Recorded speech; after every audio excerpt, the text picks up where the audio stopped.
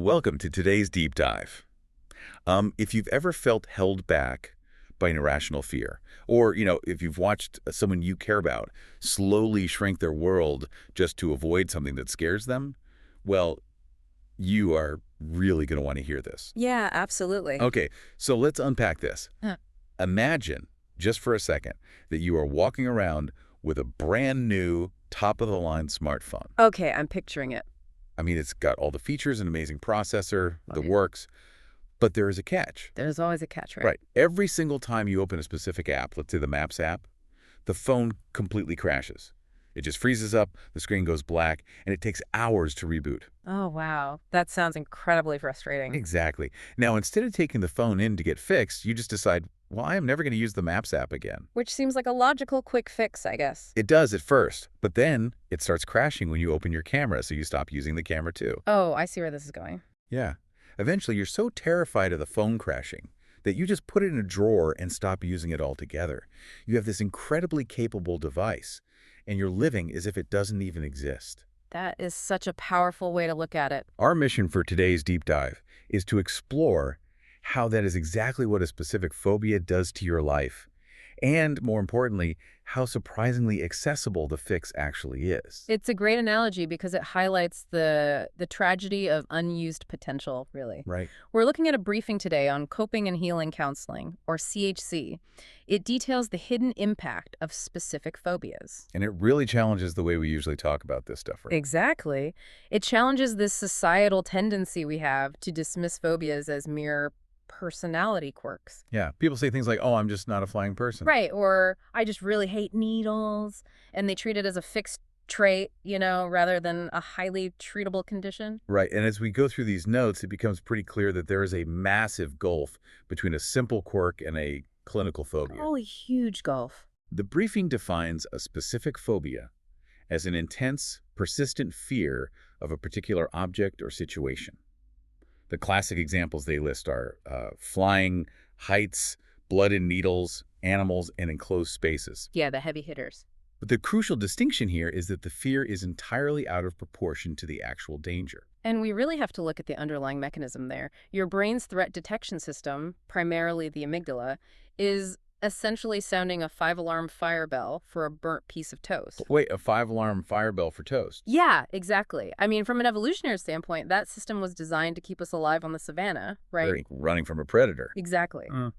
A healthy fear of snakes or heights was a distinct survival advantage. But in a modern context, that ancient software starts misfiring. It gets infused. Right. It tags a standard commercial elevator or a routine blood draw as a lethal threat. But I want to play devil's advocate for a second here because, everyone has things they'd rather avoid. Like, I don't love spiders. Sure, nobody really does. So where does the line actually get drawn between I really hate spiders and a diagnosed clinical phobia?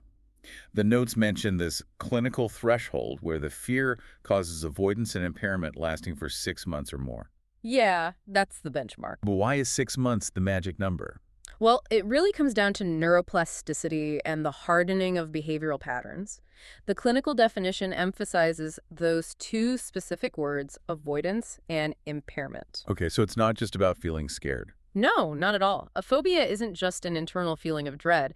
It manifests as a behavioral modification that actively alters your life trajectory. Wow. And that 6-month metric, it filters out acute, temporary anxieties. Like, anyone can have a terrifying experience on a turbulent flight and feel incredibly anxious about getting on a plane the following week. Right, that's just a normal stress response. Exactly. But if you sustain that avoidance for 6 months or more, you are creating new, rigid neural pathways. You're kind of hardwiring the fear into your brain. You are. You've established a permanent rule that says, I will never fly again.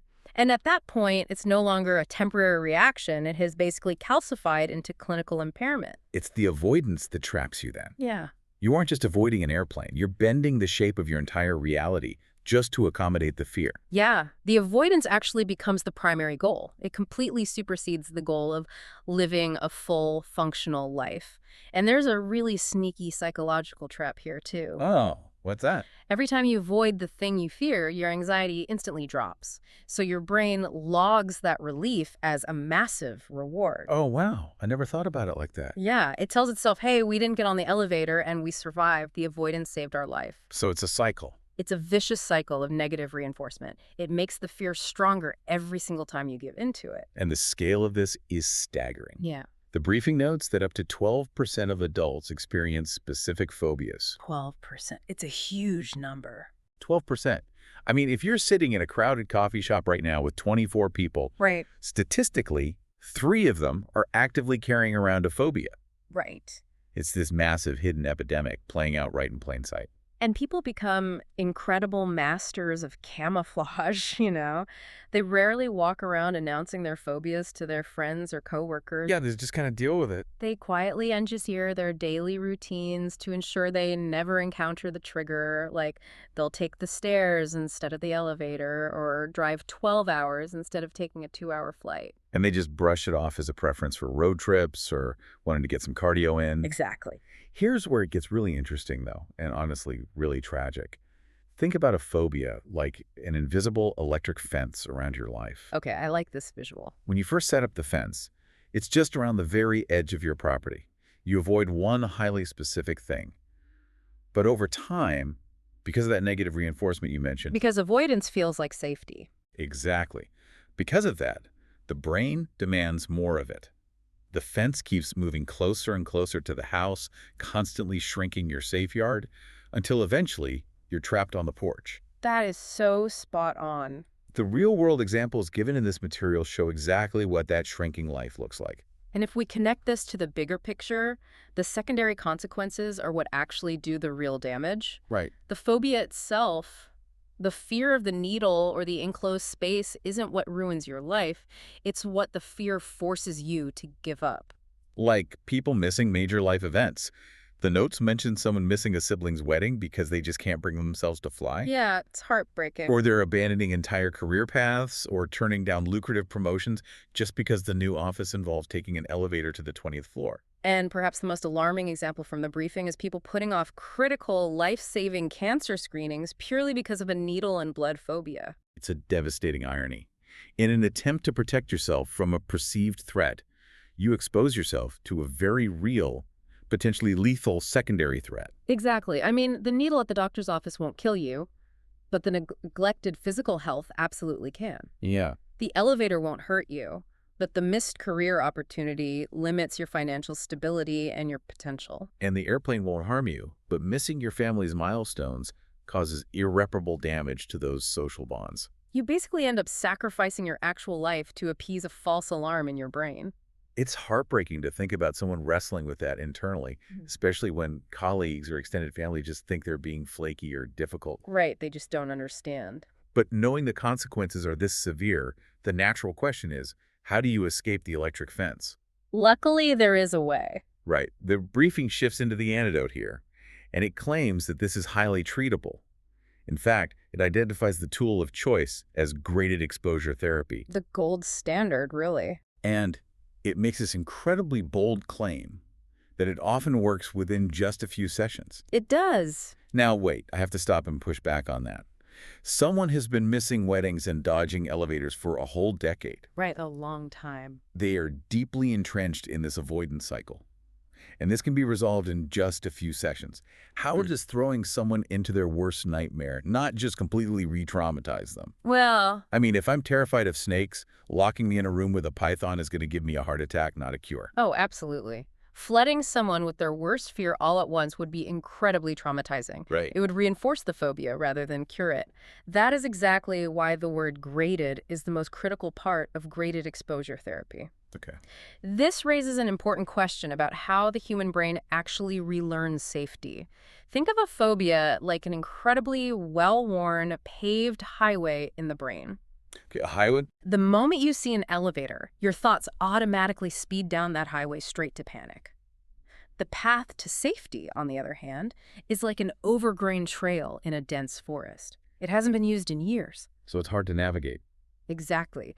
Graded exposure is the methodical process of hacking away the weeds on that trail, step by step, until it becomes the new default path. Okay, so walk me through the mechanics of that. What does clearing that path actually look like in a therapy session? Let's stick with that intense phobia of elevators we were talking about. Okay. The first session wouldn't involve an actual elevator at all. Really? No, it might just involve sitting in a comfortable chair in a safe environment and simply imagining an elevator, Oh, wow. or perhaps just looking at a photograph of closed elevator doors. The therapist's job is to help the patient regulate their nervous system using breathing techniques or grounding exercises while engaging with this very low-level trigger. So you're introducing the trigger, but keeping the anxiety from spiking into the red zone. Exactly. Once the brain realizes, hey, I am looking at a picture of an elevator, and my heart rate is steady, and I am entirely safe, the amygdala stands down. The threat response lowers. Yes. You've cleared the first few feet of that overgrown trail. Then, in the next session, the grade increases slightly. What's the next step? You might walk into a building lobby and look at real elevator doors from 50 feet away, Okay. then 20 feet. The session after that, you might stand in front of the doors while they open and close without ever actually stepping inside. You are systematically moving the electric fence back out, inch by inch. That's a perfect way to phrase it. You are proving to the brain at every single step that the environment is actually safe. And because it's gradual, the brain accepts it. Right. Because the process is so structured and methodical, the brain updates its threat assessment software surprisingly fast. It stops defaulting to the panic highway and starts using the new path. Wow. That's why significant life-altering progress can genuinely be made in just a handful of sessions. That makes total sense when you break down the neuroplasticity of it. It's not a shock to the system. It's a gradual, controlled rewiring. Exactly. You're carefully updating the outdated software on that smartphone we talked about earlier so it stops crashing when you open the Maps app. Right, a software update. But that brings us to a massive logistical hurdle. If graded exposure therapy is this fast and this highly effective, why in the world doesn't everyone who needs it get it? Ah, that is the million-dollar question. Your friction is almost always access, right? And that leads us directly to the case study in our source material, Coping and Healing Counseling, or CHC. Their structure seems designed to completely eliminate those barriers to entry. It really does. CHC serves as a fascinating example of how modern healthcare delivery is evolving to meet these exact logistical challenges. Yeah. We often focus so much on the clinical methodology, like graded exposure, that we forget the delivery mechanism is just as important. Right, because if you can't get to the clinic, the best therapy in the world does you absolutely no good. Percent. CHC operates as a 100% telehealth IMPA compliant practice, and they serve all 159 counties in the state of Georgia. It's incredible coverage. It is. They've built this diverse, culturally competent team of over 15 licensed therapists. So we're talking licensed clinical social workers, licensed professional counselors, licensed marriage and family therapists. A whole spectrum. Yeah, and they work across the board. Teens from age 13 up, individuals, couples, families. They even offer life coaching. And while our lens today is specifically on phobias, the documentation notes they handle a full spectrum of care. Right. So that includes anxiety, depression, trauma, PTSD, grief, relationship issues, and chronic stress. It's like having a high-end mental health clinic right in your pocket. It really is. But what jumped out at me immediately, and it's this brilliant piece of irony, is the telehealth delivery method for treating phobias specifically. Think about someone whose phobia involves leaving their house or driving on highways or crossing bridges. For that specific patient, asking them to drive across town, navigate traffic, and sit in a strange office building just to begin therapy. It's an impossible ask. Exactly. The barrier to entry actively triggers the phobia. So a 100% telehealth model isn't just a nice perk for them, it is a clinical necessity to even begin the treatment process. That's such a crucial point. They can do their very first graded exposure session from the total safety of their own living room. It completely neutralizes that initial barrier. But if we pull back and look at the broader implications, this model represents a massive systemic shift in healthcare access. How so? Well, by operating entirely via telehealth and covering all 159 counties in Georgia, a practice like CHC is geographically democratizing care. Because the zip code lottery is real. It is entirely real. In traditional brick-and-mortar mental health models, your access to highly qualified, culturally competent therapists is largely dictated by where you live. All right, if you live in downtown Atlanta, You have a wealth of options. Exactly. But if you live in a rural agricultural county, there might not be a licensed specialist who specializes in graded exposure within a 2-hour drive. Right. So by removing the physical building, this model ensures that a teenager struggling with trauma in a remote rural town has the exact same access to a licensed professional as a corporate executive in a major city. The geographic playing field is totally leveled. But, geography's only half the battle. Sure. You could put a world-class therapist on every smartphone in the state, but if the patient can't afford to turn the phone on, none of it matters. That's the reality. The other half of the battle is financial. And we really need to look at how CHC handles the cost of care, because this is usually the final, most immovable barrier for people seeking mental health services. The economics of healing are intrinsically linked to the clinical outcomes. You simply cannot separate a patient's financial reality from their psychological state. Right.